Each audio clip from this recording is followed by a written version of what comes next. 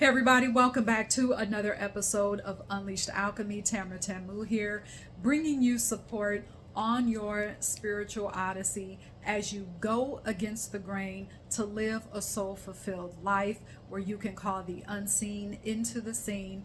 I provide that support here for you. Other ways that I provide that support are through my Unleashed Alchemy Magic School and also through my 90-day consulting, spiritual consulting package, where you can find out more about both of those in the description box of this video. I will provide the links for you. So thank you for being here. Let's get into today's episode where we're going to talk about destiny, dreams, and spirituality. All right. So I have been hearing this question, and I see this question a lot where people ask, well, what is my destiny? And sometimes we treat destiny and our calling, our spiritual calling and purpose, we treat it with so much drama. All right. But after this episode, you're going to take the drama out of all of it. It's not necessary. All right. So instead of asking, what is my destiny? I want to invite you to consider the following questions. Who am I? And who did I come here to be? All right. Why those questions instead of just what is my destiny? Those questions, who am I, who I came here to be, those questions are more integrated into how you feel and how you want to feel in your life every single day, in every single moment. Those questions, because they are tied into your feelings and into your emotions, those questions bring you back into your body, which is very important when you make spirituality the backbone of your life, because we have to be in tune. We have to allow our intuition to guide us. And our intuition is not all up here in the head. Our intuition is in our body. It is in our inner wisdom that is in our DNA. Okay? Who you came here to be is tied in to how you want to feel, rather than focusing so much on the external. So let's go back to that question of what is my destiny? What is my calling? Those questions are more externally focused. It's more of, okay, well, what is my destiny? As if destiny is a destination and that's it. It's just about doing a whole bunch of things to get to something, to achieve something, and then that's it. But when you start to ask, who did I come here to be? Who have I been? Who am I being right now? It settles into your body. So now you have to start paying attention to how you're feeling. So also let me use this example.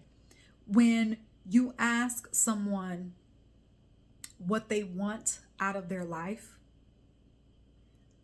a lot of times people are going to, the first thing that they're going to say, their first answer is going to be something that is attached to the external.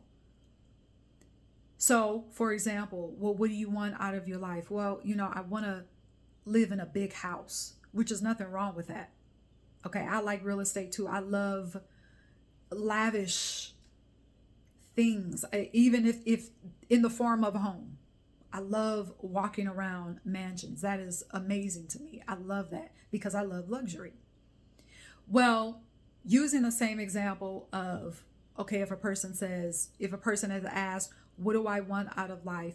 And the answer is, well, one of the answers is, I want a big house. I want room in my house. Well, why do you want room in your house? Or why do you want a house? Well, because I want a lot of room because I want to feel free. I want a lot of room because I don't want to feel cramped. I want space. Well, the core of that, if you miss that, the core of that is, I want to feel free. That is a feeling. Can you feel free without having a massive house? Of course. Of course, because here's the thing. It could be that having a large house for that person, that could irritate the hell out of that person. Whereas if they focus on they want to feel free, they can perhaps buying a home is not really what their soul wants. Perhaps what their soul wants is to be a nomad. Perhaps what their soul wants is their soul may want to have, a home base where they can, store perhaps important things such as pictures, or maybe, some clothes that they had, rather than putting in a storage. They can have a home base that they can come back to when they're done with their travels for the moment. But really, their freedom is in the fact that they don't have a big ass house, that they can travel. And not to say that if you have a big house that you can't travel. No, but you get the idea here, is to focus on your freedom. So their destiny, who they came here to be, is to be free. And what their soul wants is to travel. Their soul doesn't really want a big house. So that's why it's important to focus on the who am I question and who am I being. Okay, the next point that I want to make here is this. When we talk about destiny, what I hear when destiny is brought up in a conversation, it is tied to surrender when we're talking about spirituality. So we're going to debunk some things here right now. I had to sit on that. I actually heard someone say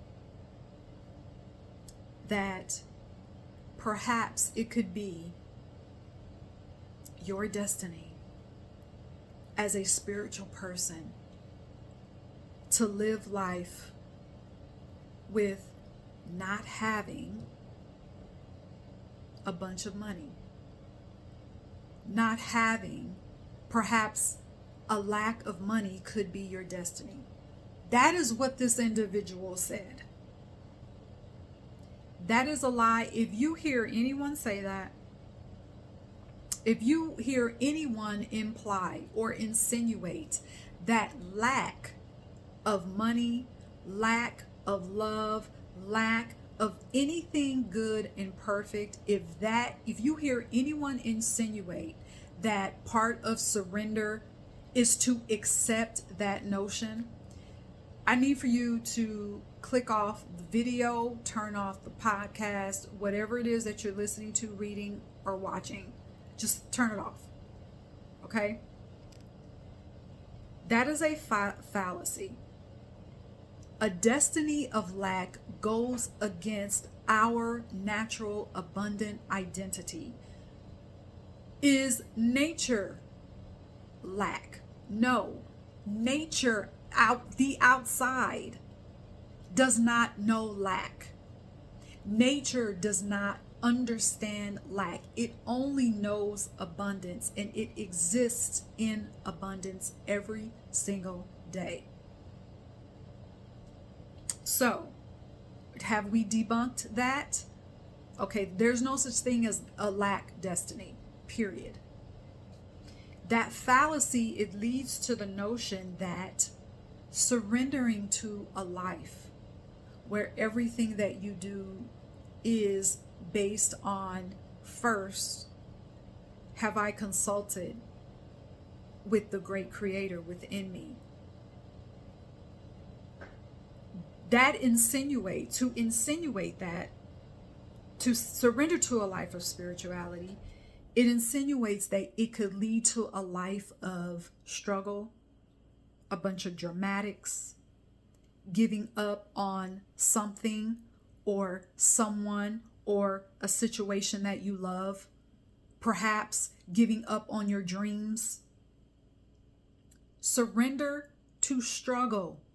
I hope that I'm driving this home on purpose. To surrender to struggle is not a thing. Period. No, no, no, no. Surrender to giving up all of these things. That can be applied to anything. Like I said, it can be applied to a relationship. It can be applied to a business. It can be applied to a dream. It can be applied to a career. Now, with that being said, I'm going to say this. There are levels to our surrender because there's levels to our elevation. As you elevate, surrender could become more of a flowy transition rather than resistance, okay? In the moment when you're going through an elevation, when you're experiencing a spiritual elevation, in the moment you may have to give up something or end something. Many times the situation, whatever it is, again, you can apply it to anything. Many times it will end itself where you won't have to do anything. There may be something that you desire to happen, and perhaps it seems like the more you move forward, the more you move toward it, and the more you take action to it, to attain it, the further it moves away from you. Why does that happen?